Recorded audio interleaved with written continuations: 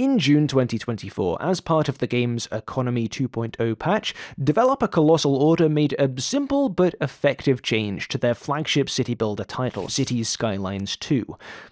They deleted landlords. There was a reason for this, of course. Skylines 2 had launched the autumn before in a bit of a sorry state.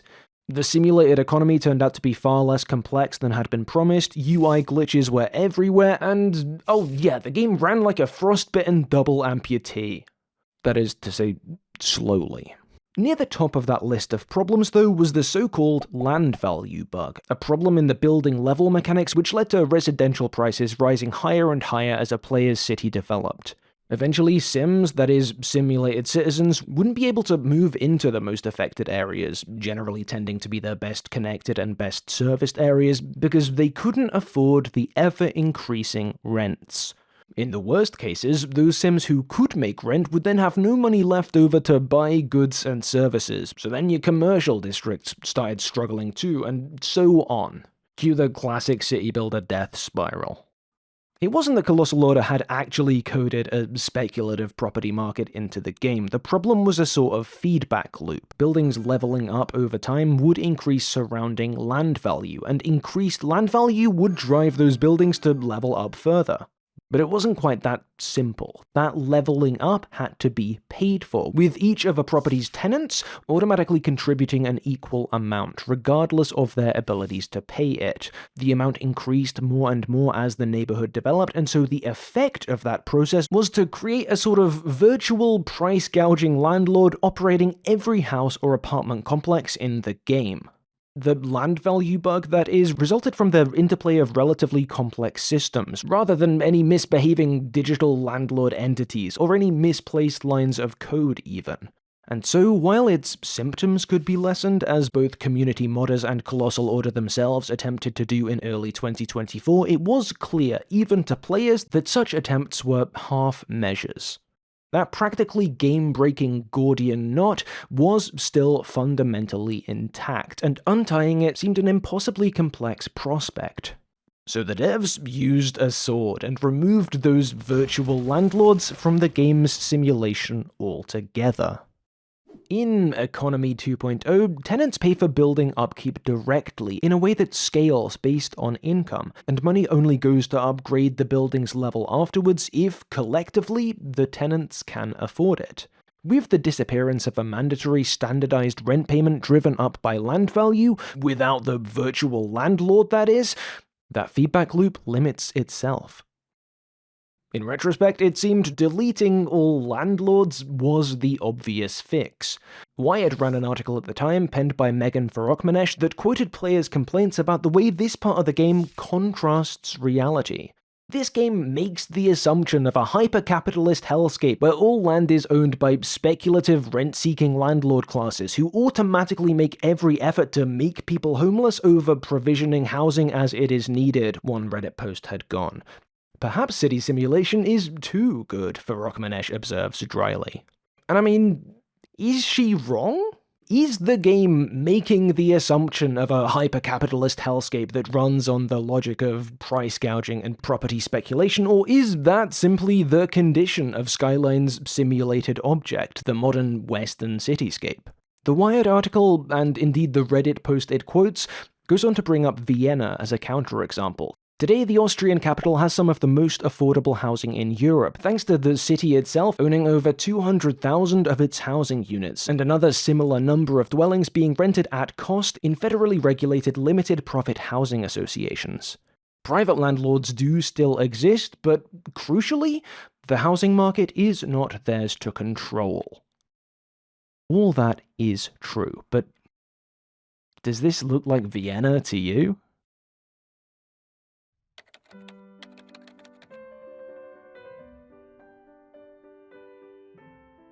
I've been thinking of talking about Cities Skylines 2 on this channel for quite a while now.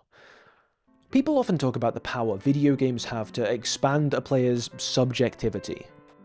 Developer and academic Ian Bogost, for instance, claimed in his book Persuasive Games that video games can disrupt and change fundamental attitudes and beliefs about the world, leading to potentially significant long-term social change. This isn't just theoretical. Studies have been done. Inhabiting other perspectives through gameplay, it seems, can allow players to more easily relate to other perspectives in reality. For the aforementioned Bogost, what distinguishes the medium is the video game's scope for procedural rhetoric. That is, the practice of using processes persuasively. Games are able to make claims about how processes or systems work and have you not simply hear those claims, but experience them. In the Cities Skylines franchise, the player is not the dictator, as in a game like Tropico. The player is not a royal line, as in Crusader Kings. You are an abstraction. One part construction company, one part mayor, 8 parts mystical spirit of the city itself. From this synthetic bird's-eye perspective, Sims being forced out by predatory real estate practices is a problem, sure, but not nearly to the degree it would be if you were playing in a game world with these same rental mechanics as one of those Sim tenants. And were we playing as the landlords? This would all be business as usual. If we are to think about the potential of video games to pipe the player directly into other perspectives, into systems, then there is something here worth lingering on. The way the transcending, or perhaps the compiling of individual perspectives can articulate the process of business as usual against itself, can lead a feature to become a bug. The way this naturally follows playing as a city, playing as a space. Space is, per sociologist Henri Lefebvre, neither a subject nor an object, but a set of social relations, always produced by and reproducing certain ways of living and thinking. In other words, space is a process. The procedural rhetoric of a game like Skylines 2 then makes it possible for a player to experience claims that game makes, intentionally or otherwise, about the relations underpinning the contemporary Western cityscape, and to do so from a normally impossible collective perspective. And the potential here to, again in Bogost's words, disrupt and change fundamental attitudes and beliefs about the world, to reconceptualize that world's spaces, to change the way they are produced and the things they then produce to simulate Praxis, seems vast. Another example. At one point in his opus, The Production of Space, Lefebvre gives an example of the kind of perceptive mode the book's critique of space aims to cultivate. Consider a house in a street, for example. The house has 6 stories and an air of stability about it. One might almost see it as the epitome of immovability. Now, a critical analysis would doubtless destroy the appearance of solidity of this house. Our house would emerge as permeated from every direction by streams of energy, which run in and out of it by every imaginable route. Water, gas, electricity, telephone lines, radio and television signals, and so on.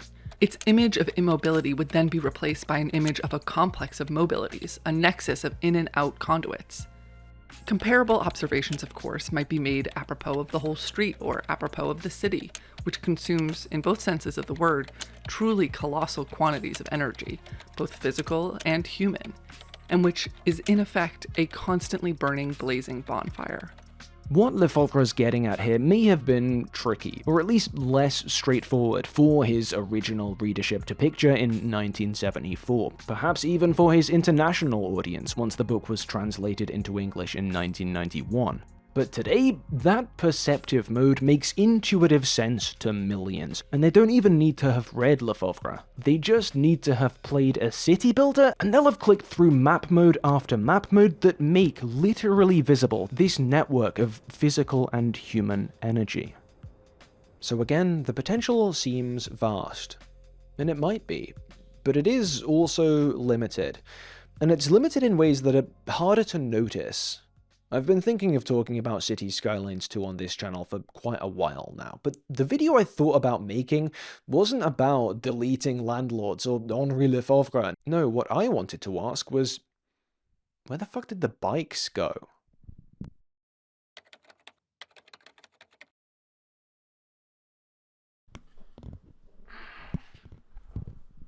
Whew. Almost everything I said a few moments ago about the potential of Skylines 2 to get players thinking about space, about their urban environments in new ways, also applied to the game's predecessor, Cities Skylines. And especially in the last few years before the sequel came along, it felt like you could see that potential taking effect. Urbanism is listed on Wikipedia's page for fads and trends in the 2020s, and deservedly so. 10 years ago, nobody knew what a third space was, and these days? Well, just look at the Google trends. It's a thriving YouTube niche. Some More News did an episode on car-centrism. I remember listening to a Counter-Strike podcast a few years ago and hearing esports commentators start talking about the destruction of US public transit systems. We haven't built our cities for non-cars, you know? Yeah. So what's the company called that makes the cars? There's a couple of them. Ford's one of them. Ford's you got a big another one, yeah. So they're the reason that America is the way it is. Was, or more optimistically is, this cultural moment bigger than Skylines? Yes, absolutely. New urbanism as a concept focusing on sustainable, walkable cities is far older than me, and statistically, most of you too. Even thinking about online interest in urbanism, it would be ridiculous to assert that every member of r/fuck cars, every subscriber to Not Just Bikes, or even a majority will led there by a popular city builder. The social and spatial disruptions of the 2020 lockdowns, for instance, surely dwarf the impact of any game. But I do think you'd be equally foolish to claim Skyline's runaway success and still thriving fanbase didn't play some non-negligible role in getting urbanism on that Wikipedia page. Thanks in part to frequent Steam sales, the first game had sold over 12 million copies as of 2022, a number to which you can likely add another 30% or so for those taking the sea lanes, and so regardless of where a player's interest in urbanism originated, in the game or entirely outside of it, they had a virtual space that allowed that interest to be expressed and explored, a space that was both beginner-friendly and, increasingly, full of possibilities. Countless systems like transit and parks were expanded or overhauled completely in the years following Skyline's release, either in frequently discounted DLC packs or often in free patches, as with the humble bicycle. Bikes are, of course, at the heart of modern urbanist thought. As has become apparent, a dominance of car-based mobility is incompatible with the fundamentals of good cities. Don't take my word for it, that's from a study by the LSE, and an embrace of bicycle travel is one of the most straightforward steps any city can take towards those fundamentals. Hold on, I've got a hill coming. Unlike cars, bikes neither damage their environment nor damage their environment. You can bike to and from another form of transit, and bonus, on a bike, you can see any children that might be in front of you. For the public, they're cheaper upfront than cars and cheaper to run, and for the cities, bike infrastructure is similarly economical. Often it can also double as scooter infrastructure. Many cities, most notably European capitals like Amsterdam, Copenhagen, and Paris, either are pivoting or have pivoted to bike-friendly street systems, with uniformly positive results: decreased traffic levels, air pollution, noise pollution, and so on. City Skylines Bike Patch was a free accompaniment to the game's After Dark DLC, landing about half a year after the game released. And bikes aren't everything, obviously, but they are kind of a symbol for the new urbanist everything, at least in gameplay terms. Visually, a working bike system is instantly evocative. Mechanically, bikes are non-intrusive, but rewarding. Should bikes have been a base game mechanic from the start? Yes, probably. Solving newly developing problems of your city's transit network is arguably the core gameplay loop, but the team that built that base game was a small one, initially only 9 strong, a headcount that had more than tripled before those 12 million copies sold and a sequel was released. And it did appear, as the years went by and more related content was added, most notably 2022's Plazas and Promenades pack, which focused on pedestrianizing city streets, that Skylines was becoming aware of the peripheral yet weighty role it was playing in this cultural moment. Perhaps even of the opportunity to push that moment forward. Skylines 2 launched in October 2023 with a bug-ridden economy, mammoth performance issues, and 0 bikes. Credit where it's due. Skylines 2 did include medium-density housing and mixed-use zoning, that is, the ability to construct apartments above shops from the off, as well as carrying over a less complex pedestrian road system from plazas and promenades. but bikes didn't make it into this marquee sequel. Colossal Order's flagship city builder, their sandbox for reimagining and rebuilding urban space for 2 years. Even when bicycle mechanics did make it into the game last November, they landed with something of a whimper. For one, kids can't bike in Skylines 2. At all. Full stop. Apparently the animations didn't work on the kids' models. For another, you have to opt in to cycle mechanics far more than you did in the prior game, enabling policies and painstakingly placing rows of bike racks at every destination. Sims can no longer take bikes onto trains or buses. Most damning of all, though, in this game, Sims will almost never default to using a bike. In standard play, they'll only ever use one if they can't access a car at that moment, regardless of journey length. In hindsight, the sequel's bike mechanics feeling tacked on may have been inevitable. The base system of Skylines 2's urban imaginary, the game's spatial process, was built without them. In the Building for Bikes dev diary, Colossal Order confirmed the secondary minimized role bikes play in modern versions of the game was chosen in part to avoid placing additional stress on the fully formed pathfinding framework those bike mechanics hover atop. It makes an amount of sense. But it still stings. Again, bikes aren't everything, but bikes are kind of a symbol for the new urbanist everything, at least in gameplay terms. Visually evocative, mechanically rewarding. You telling me we couldn't even get that? And it's in that symbol's absence that other things come into focus. Fans of the first game had been clamoring for Skylines 2 features like mixed use and medium density zoning for years, but many had also been crossing their fingers for the sequel to include social elements, politics, strikes, riots, crime, and so on, arising from the way you built and ran the Sims space. We didn't really get that either.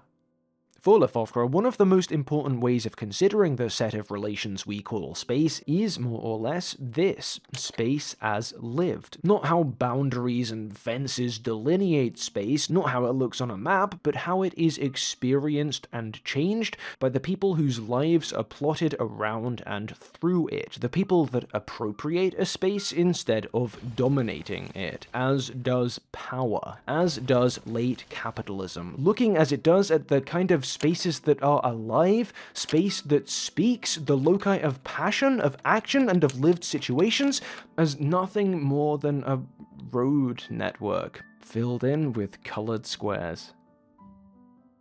Thinking about Skylines 2, and Skylines 1 for that matter, with Lefebvre in mind, is illuminating. Much of the production of space, the book of his I've been quoting throughout this video, concerns the placelessness, the disjunction of this kind of abstract, dominated space, chronicling the way it replaced what Lefebvre calls historical space. I struggle to think of a better representation of this shift than the way a game of Skylines begins. The world as a modern city planner's blank slate, centered on a primordial highway, rather than any of the forgotten signs of that world's prior habitation lurking out of bounds. In revisiting the game for this video, I was at one point disoriented to realize I'd unlocked Skylines 2's new old town style buildings before I'd unlocked where that old town would have been.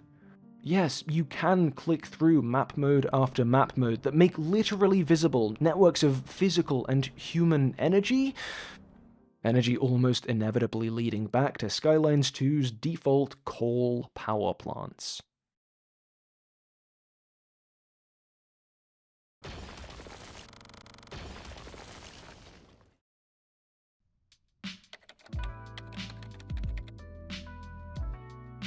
Urbanism is listed on Wikipedia's page for fads and trends in the 2020s.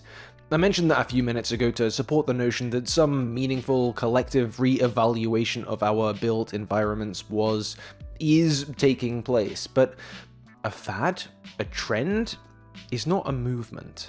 These aren't political terms, they're cultural ones, and increasingly, technological ones. To what extent is this moment simply the result of related content algorithms cross-pollinating? To what extent does the very digital steading of this moment redirect and mollify potentially productive energy? To what extent does it lead enthusiasts to satisfy that sense of wrongness by simply upvoting posts, watching videos, building virtual bike lanes, simulating Praxis? This April, I took part in the Essay Library's Remake Jam, an exercise where all participants picked a dusty old video essay and tried to give it a fresh coat of paint, a new spin. And, surprise, you're watching what I came out of it with. See, years ago, back when I was still figuring out the basics of YouTube video essaying, I made a video on this same general topic: how Cities Skylines is building a better urbanism. And it's a pretty shoddy piece of work, save for an all-timer opening. Yeah, I know this isn't my usual content, but what are you gonna do?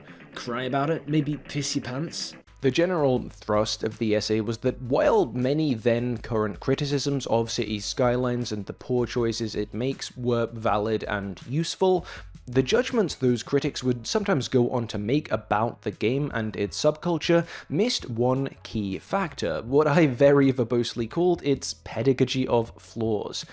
The fact that game and that subculture provided a popular and accessible space for these types of edifying discussions to be had, that the game was in a sense responsible for pushing a generation of pop urbanists past its own limitations. And it isn't that there's nothing to that argument, it's just that I hadn't been considering, or at least I hadn't been properly weighting, how that space was produced.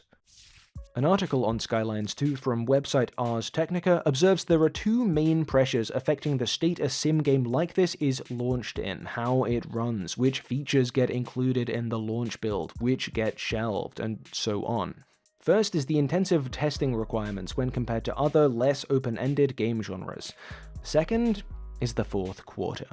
I'll quote: At any game publisher, but especially a publicly traded one, the approach of the all-important holiday season and fourth financial quarter puts enormous pressure on any game released in this window. Even though games are no longer shipped on gold master discs to publishing plants and put on shelves for the season, it's still when more people buy games for each other and themselves. And the fourth quarter is when many companies shore up their financial year, which they report to investors and shareholders. Gamers may not seem beholden to the calendar year any longer, but corporations and the developers they employ certainly do. It doesn't matter how many copies you sell. For all but the indiest of indie studios, there is no escaping the market's dictates. It's tempting to view this as somehow a betrayal. Colossal Order's greedy publishers punishing the smaller company for the hype that a first, pure, utopian project had happened to garner. But we shouldn't.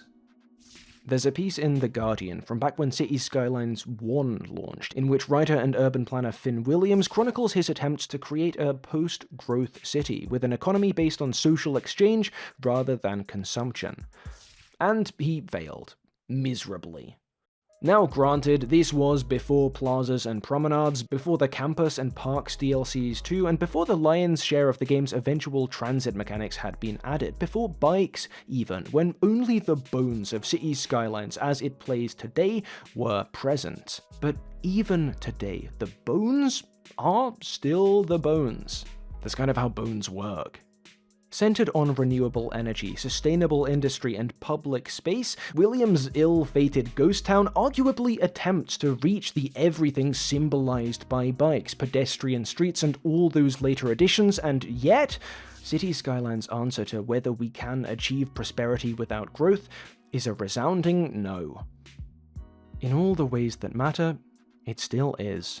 Sure, Colossal Order deleted all landlords, but only in order to better represent the fiction of how private property is supposed to work. We're 10 years on and there's still no Vienna option, even as some siloed off alternate game mode. The undeleted landlords are legion, Sims hard-coded as consumerists, progression as growth, a habitual slippage between worth and value, and the procedural rhetoric is absolute. The city builder, at least as envisaged by Cities Skylines by Colossal Order, emerges not as an engine for the reconceiving of space, but for the representation of space on dominant terms. So if these games truly embody any of Lefebvre's positions on the production of space, it is this. It may attempt to conceal it, to mystify it, but fundamentally, capitalism is unable to produce any space other than capitalist space.